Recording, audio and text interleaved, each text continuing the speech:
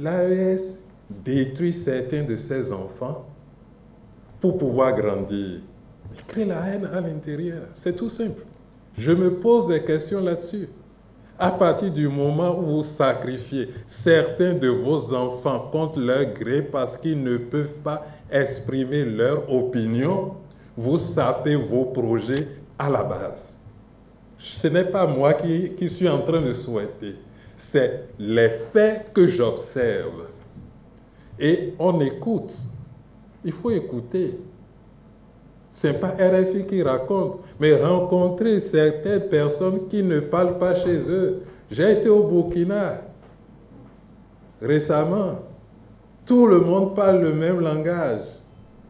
Mais à tête, nous les intellectuels, on se tait, on regarde pour ne pas aller au front de force. Point. Ils n'ont pas de contribution à apporter.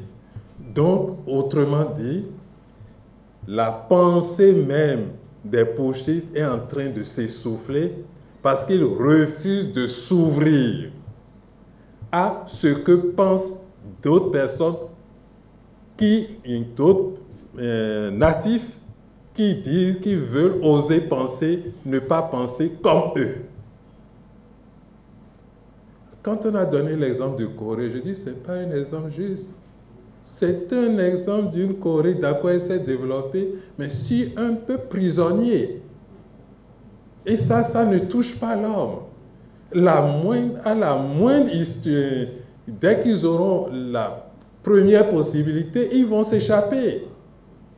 Donc c'est pour cela qu'on prend des exemples, d'accord, et à cause peut-être de leur culture, de la même langue, ils ont pu se développer, ils ont travaillé la connaissance, mais ils n'ont pas donné la possibilité au peuple d'être heureux. Quand on a pris la Chine, on ne s'est pas interrogé pourquoi la Chine ne veut pas développer et ne veut pas que tous les Chinois soient dans l'abondance. C'est juste sur les milliards de Chinois, il n'y a pas un milliard qui soit riche. Et ils préfèrent faire de l'économie de l'exportation que de l'économie de consommation interne. Parce que dès que le peuple commencera à vivre et à être heureux, cet état-là ne pourra plus tenir. Mais faisons seulement nos analyses. Je ne souhaite ni, s'ils peuvent réussir, gloire à Dieu. Mais je doute fort qu'à cette course-là, ils puissent réussir. Parce qu'ils se créent des ennemis intérieurs. Ils n'ont pas besoin de venir dire que les soldats sont au Bénin. Les propres ennemis sont déjà à l'intérieur. C'est-à-dire quand le ver est dans le fruit, il faut voir les choses tout simplement. Il faut observer et voir. Tout ce qu'ils ont fait, ils ont entrepris, c'est bon. Pour l'instant, ils ont dit, nous allons détruire. Brusquement, ils trouvent qu'il y a des gens à l'intérieur qui sont ennemis du peuple.